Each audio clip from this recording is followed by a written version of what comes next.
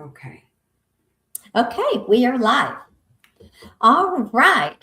I want to welcome everybody in today. I am Gail Taggart, and I started this new series, and it's Mind, Body, and Spirit. And I just want to welcome everyone in.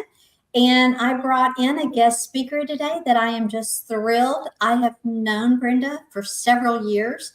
We were in a mindset group together, and we learned a lot about mindset. Brenda has gone on. She is an energy healer. She's a psychologist. She's a speaker. She's an author. So she's very, very knowledgeable in this field of the mind. And so I want to welcome her in. Welcome. Hi, Gail. Thank you so much for having me here. It's quite an honor to be on this session with you. And to share my knowledge. So thank you. You're welcome. Share with us how you got started in your venture. Okay. And it's funny you asked that because I am in the middle of writing a book. Oh. And the chapter I was doing this morning was all on mindset. And so I thought that's so unusual that I would be working on a chapter with mindset while while we're going to do this session. So basically how I got started was I started off with Reiki, which is to me a very intuitive spiritual journey. And then I accidentally took hypnosis, which when I say accidentally, I thought that was another spiritual course. Oh my gosh, it's all about the mind. The mind is so powerful. The mind is amazing. Sorry, I'm getting excited. That's But okay. the mind, think of it this way. Your subconscious doesn't know the difference between fact or fiction. So if I go around all day, my self-talk, I'm beating myself up, I'm beating myself up, I'm beating myself up. Sure enough, that's what my mind is going to take in, and that's what my life is going to look like. So we always say, if you want to know what your life is going to look like in 10 years from now, 5 years from now, look at your thoughts today. And it's so, so important. And especially as we mature, get on this journey, it's even more important because what I find is people become very recluse as they get older. And that is so damaging because as you become recluse, well, first of all, that can lead to depression, but it also leads to negative habits. So, for example, you can start to be very what if, what if, what if? Oh, I should have went out today and tested the car because I have an appointment tomorrow. So you're already into that obsessive worrying. Also, too, what it does is it makes you or can make you stubborn. So you can be very, well, that's not how we did it 40 years ago. Exactly, exactly. Yeah. So mindset is so important, especially as we enter this age. It's even more important. It's even more important to watch our habits. I'm going to give you just a fun little exercise when we're off the session. So think of your life between 20 and 30. Were you maybe spontaneous, perhaps reckless, just no thoughts, just do it. And then how did you look 30 to 40? Did you start to just reserve a little bit, not be so spontaneous? Maybe even 40 to 50, you started to worry. Okay. So this would be a good way to see how you've changed. I'll give you an example. I had a client who used to come to me for Reiki. She was maybe 75, 77, and she came to me, and all of a sudden one day she was very involved in the church, and she said she didn't like the minister's assistant, the new minister's assistant. So I'm going to give up going to church. I was like, oh my gosh, that's huge. So she came for another session, and she said, I think I'm done swimming. I don't like the feel of the water anymore. and I was third on her list. She stopped coming to me. Oh my gosh. But it just shows you we turn in, we turn in, we turn in. Mhm. And as you turn in, you start to get into that worry, that what if. Mhm. And you start to multiply your worries, your fears. Mhm. So mindset is so, so important. Staying active, being in the community, joining perhaps a book club, but being out there. Even if, let's say, for example, all of a sudden, and unfortunately, you become uh, a, a single person, go and adopt. I know it sounds crazy, but go and adopt a mature cat, a mature dog, so that you have a purpose to get up every day. With Mhm. a purpose. I had a client come to me, and it was very, very strange, her comment. Now, I can see why. When she was small, their house was hit by a tornado. Oh. So now she lived on a farm and she had a lot of animals, horses, et cetera, et cetera. And she said to me, she said, I have this biggest fear of dying. And I Mm. knew where that came from because of her childhood. And I said, well, why don't you just rephrase that? Why don't you just say, I can't die. I have too many pets that rely on me. Yeah. He was like, oh my gosh. So, wording, revamping your wording as you're going around the house. What are your words saying? Another thing that I learned through hypnosis is what we call begging words. Okay, so don't use words like I could, I should, I would. Use demanding words. I am. Okay, so this is all part of watching your words as you mature. Where's your head at? Where's your thoughts at? And trying to stay as positive as you can, because being positive actually affects your health. Mhm. So Yeah. let's say, for example, you've read all those books about people that have perhaps been in a car accident, and they decide, no, this is not where I'm going to stay. And sure enough, let's say 12 months later, they're walking. Okay, this body is an amazing form that we've been given. And so, why do we take it for granted? We should be thanking everything in our body. We should be thanking our cells for supporting us, thanking our brain for not having dementia. We should just be aware and giving thanks from the top of our head all the way down to our toes. And this is part of mindset. This is part of staying young, Mhm. acknowledging your body and thanking your body. So I'm not sure. I've been going on and on and on. No, this is great. This is great. How long have you been a practitioner? I started in 2000, I think. Okay. Yeah. Yeah, yeah. And where do you have your practice set up? So the best thing is, so I'm from Ontario, Canada, Mhm. Ontario. So probably if I said Toronto, I'm outside Mhm. of Kitchener Waterloo, but I think a lot of people could relate to Toronto. Okay. Yeah. And do you have workshops and uh, different sessions that you put on?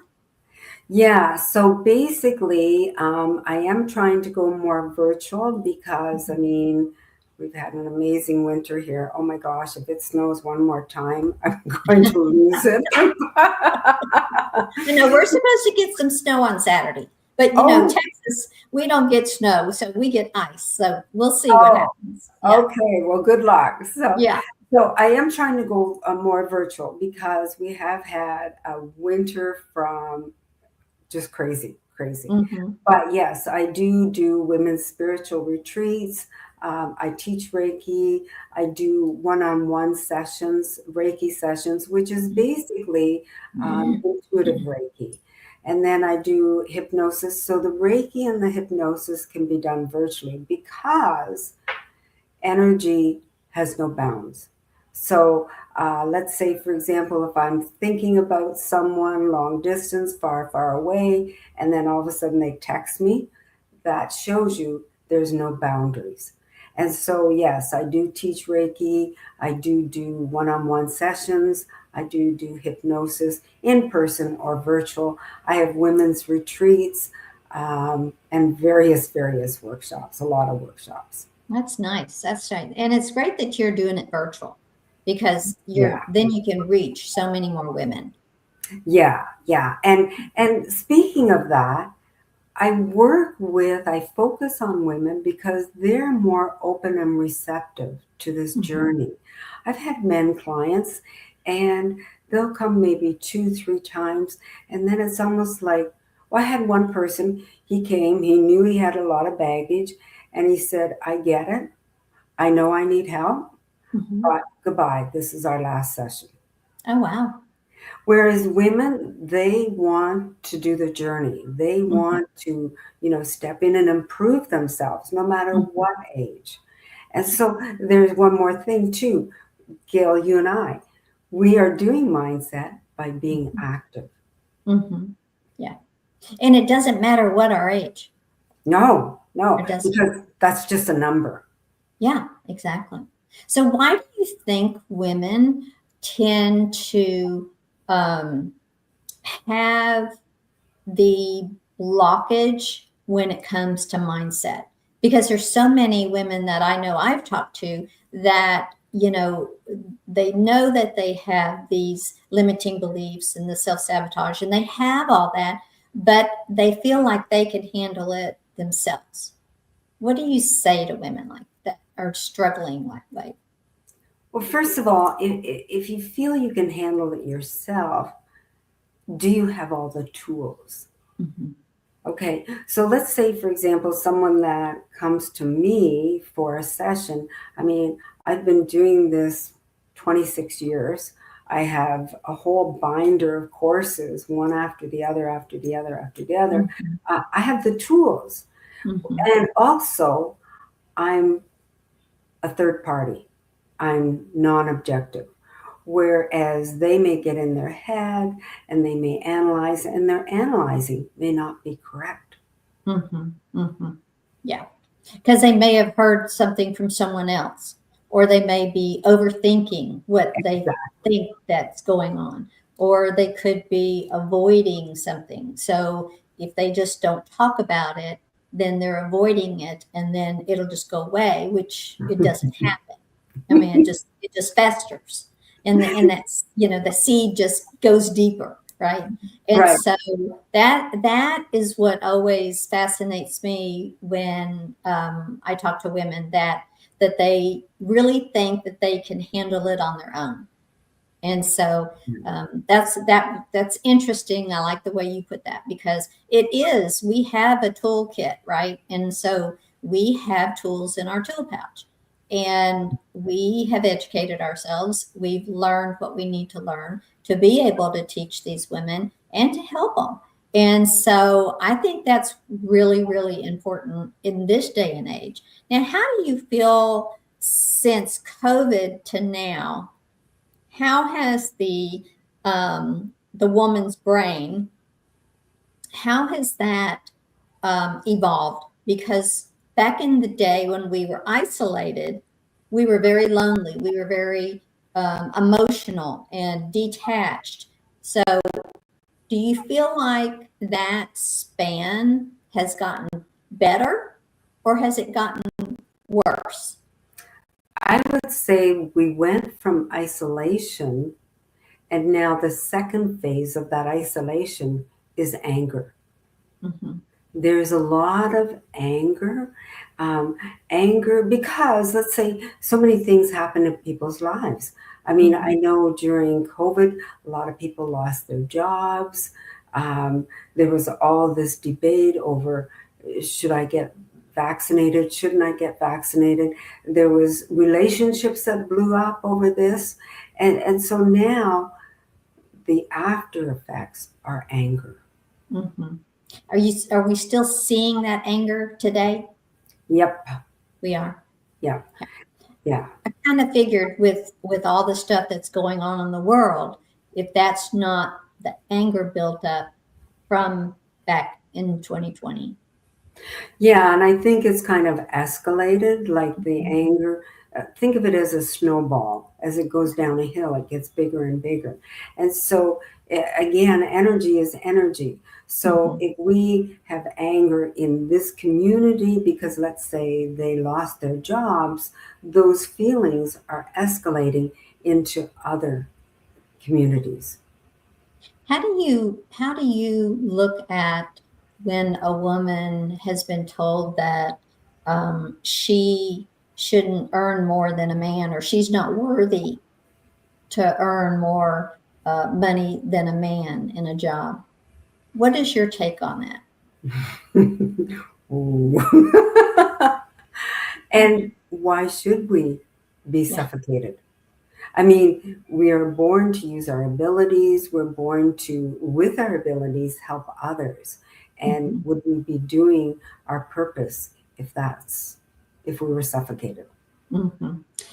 But it affects when a woman hears those words, it affects them internally, and it affects their self-worth. And then Absolutely. they don't feel like they're worthy to even ask for a raise or to ask for that promotion. Yeah. And I What do think you a lot of say to times, that woman? sorry? What do you say to that woman? Well, I think a lot of times is, so I always tell my clients, I'll say, the heart never lies. The Mhm. brain is the trickster, but the heart never lies. So if you're in question about something, let's say you've asked your boss for a raise and you've been rejected, then just put your hands over your heart and ask, do I deserve more? And if you hear yes, then am I in the right place? Mhm. And so the heart never lies. Tap into the heart. I like that. Mhm. All right. Well, thank you for so much for coming on today and sharing your insight. I'm just intrigued by you. I always watch you and follow you because I just kind of admire you. You've helped me lead my way into coaching, and I've watched you do it, and I've seen your progress. And so, it doesn't matter our age, what chapter of our life we're in. We can pursue anything that our heart is desiring and anything that we're passionate about doing. So Absolutely. I want to thank you so much. And if Thank you'd like you. to reach out to Brenda, just drop your link in comments, and then we will go ahead and I'll put that in comments, or just give me your link and then I'll put it in the comments. And then if they want to get in touch with you, then they know how to get in touch with you. So yeah, we can just go with jumpstartyoursuccess.ca. Okay, sounds perfect. So I hope everybody got that. All right. Thank you so much, Brenda. I appreciate you.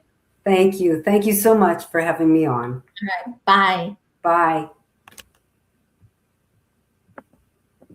And I'm going to take you off. Okay. All right. So that was a nice talk with Brenda today. And so I just wanted to go over a few more things with you today. And I believe in the mindset. I believe that it's something that we can control and we have the ability to do it. And it's science backed.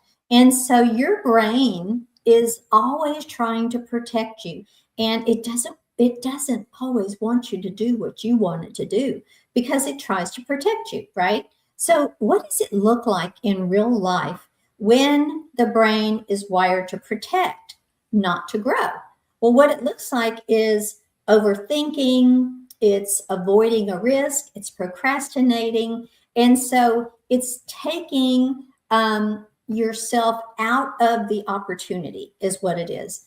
And so, a key takeaway on that is when the brain senses uncertainty, then it chooses familiarity, discomfort over unfamiliar growth. And so, when the brain sees uncertainty, then it tends to stop because it's like, okay, this is unfamiliar and I don't know about this. Why does fear and self-sabotage do the same thing? Well, science has it that when a fear response comes from the amygdala, and that's the part of the brain that is your alarm system, that is your fight or your flight system. And so when that fear is activated, when it's triggered, then that's when the brain actually reduces that creativity and the confidence and the problem solving. And so that is why sometimes when we're trying to figure something out and we can't, if we're afraid of what the outcome's going to be. And so that is something that we need to think about when we are working a business, when we're maybe asking a customer for things or approaching someone to go in business with you. And so what that means for a woman is that it means that they need to take action. But you don't want to feel frozen because that fight or flight is going to make you feel frozen. So you don't want to do that. You don't want to be scattered and you don't want to be overwhelmed. So when fear is in charge, logic goes offline. It's like the computer. You go offline. So that explains why capable women hesitate sometimes, even when they know better, So research has shown that during COVID, when we were going through all the isolation, we dealt with a lot of anxiety, a lot of depression, a lot of self-doubt, a lot of hypertension, loss of confidence. There was so much. We didn't have the human connection. We have to have human connection. We love to be hugged. We love to be touched. Some people, not everybody, but we just even love to have company over and have outings and family and friends, and we couldn't do it. So that human connection regulates your nervous system. So what I mean by that is that less connection is equal to more fear loops. The brain, it's that loop in your brain that keeps going. And more isolation gets louder on the inner critic. So that is a lot of why we doubt ourselves so much. So the simple truth is we're not really and truly designed to process life alone. We are supposed to be in community. We are in community, and that's what this is. This is my community. And I hope that more women come into my community because we are going to start learning and growing and just having new adventures in this community. And so also the body stores unprocessed emotions. So science actually shows that. It's a psychological, it's confirmed that unprocessed stress and emotion doesn't disappear. It actually settles. It settles in the body. And so then the woman, then all of a sudden you get that tight shoulders. You get your shoulders are up here like this and you get all tight and you get tense. Your breathing starts to slow down. It gets more shallow, right? You get chronic fatigue. You get anxiety. You get stress. You get tension without a really clear reason. And so the bridge perfectly, the reason for that is that the mind avoids what the body remembers. So you have to have confidence. Confidence is not a personality trait, ladies. Confidence is built through action and not affirmation. It's built through action, small action steps every day, the brain's motivating chemical. So that is part of the reason why the woman and why we do what we do. It's, I really wanted to focus on a little bit of the mental health because I want you to know it's not a weakness. It is not. It is actually science. And it's actually mental health is directly affects your decision making, your follow through in your business, your focus when you have things to do on your checklist and you can't get it done, or your energy. You just feel tired and sluggish and you just don't feel like you can do it, right? That is a mental health That is meaning you are not trouble directing your mental thoughts. And sometimes what that means is your body needs to rest. You need to just take a break, sit back, take a pause, breathe, meditate, journal, do something that's going to relax you. Go outside and take a walk, go do some gardening, go call a friend, call a family member, but don't struggle with it alone. So when the nervous system is overwhelmed, your productivity drops. I have seen this in myself. I have seen it in myself. I've had a day this week that I was kind of like that. I was tired. And so I didn't want to do anything. But I knew if I didn't do something, then I wasn't going to be productive that day. And where is that going to get me? Nowhere. So I had to show up. I had to pull on my boots and just put on the boots and just come upstairs and just do it. And you don't have to spend all day. 30 minutes, especially if you're tired. Spend 30 minutes and just do the necessary steps that you need to do. So when your nervous system is overwhelmed, your productivity stops, you just take care of your mind and just relax. So I just wanted to touch base on a few things like that today. And so my takeaway from our talk today with Brenda, which I hope that you enjoyed, is that, as we walk into this next season of our life, we're going into the next chapter. Fear doesn't always have to be, it doesn't always have to be loud. Fear sometimes just whispers. It's just a small little whisper in our ear. And it shows up like our hesitation or our fear or our procrastination or our self-doubts.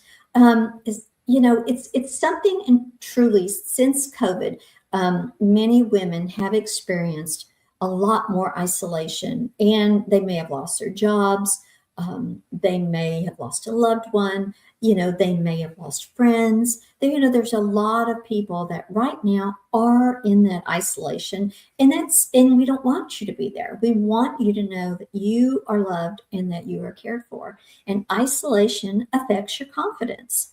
And so when we have confidence, that affects everything. But if you don't have any confidence, it does affect you. It affects your personal life. It affects your business, and it affects your learning. And so mental health is not a luxury. It is a foundation. It's a foundation that keeps us going each and every day. It's what gets us out of bed in the morning. It's what helps us help other people.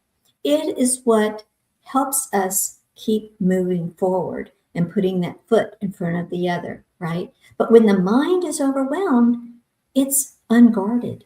And so you have to guard your thoughts. You have to be your gatekeeper of your thoughts. And when the mind is overwhelmed or unguarded, then that's when your confidence fades. And that's when fear comes in and the regrets start and all the things you start hearing in your brain, the noise starts. So you want to quiet that noise down. So I want you to practice this.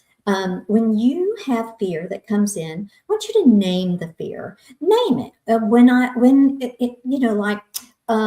When hesitation shows up, then this is fear. So what you want to do is, it's not the truth, right? So name creates a space. So whatever that fear is, name it and then reframe it and then shift. Ask the question instead of asking, what will people think of me? Reframe it and ask, what is God asking of me right now? And so when you do that, you're taking one small action, one small step is what you're doing. And it's building confidence. And confidence builds up when you take action. Confidence does not come before action. It comes after action. Basically what I said, confidence is built by taking steps, by taking the action. So one step at a time builds your confidence. Momentum builds belief. And you are not behind. Just remember that. You're not behind. You're not late. You're not broken. you're becoming more aware and more aware of changes everywhere. You're a woman that's meant to be more. And so I hope that you enjoyed this segment. Next week, we're going to have another wonderful lady on. Her name is Cheryl Fisher Cadmeris. I think I say her last name right. And she is going to talk to us about menopause in the body. And so I hope that you enjoy this. And if you did, I ask you to just share this out with somebody. If you're in my group, then invite them over into the group so that they can hear this. Once this video is over, it will be put into my guide section in my group. And also, I wanted to invite you to explore my Grace-Filled Reawakening Bundle. This is a bundle that was created for mindset renewal, confidence, and faith. And we are going to, I'm going to give that to you. If you'll just write bundle, put bundle below, and I'll be happy to get that to you. But there is a lot in that bundle, and it's very valuable. And so we will see you next week, the same time, and we will have our guest speaker, and she will be talking. She's a holistic menopausal coach for women, and she'll be looking at, be talking about things to replenish our body, the gut, the weight, and the just the natural way that we can heal our body, the women that are going through menopause. And so my group is 55 and plus. And so there's a lot of women, I'm sure, that are going through menopause right now. And so, plus it will give us a lot of good information about just overall health. And so I look forward to seeing you guys next week. Thank you for joining me today. And as always, have a wonderful day and be kind to one another. See you next week.